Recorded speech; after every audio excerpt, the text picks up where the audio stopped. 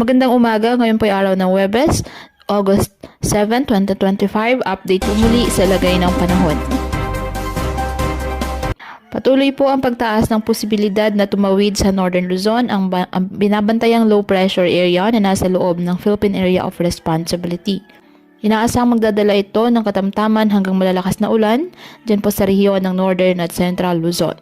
Ngayong araw, dulot po ng nasabing low pressure area, asahan po dyan ang maulap na kalangitan na may kalat-kalat na mga pag-ulan at thunderstorms dyan po sa Cagayan Valley, Calabarzon, Aurora at Marinduque.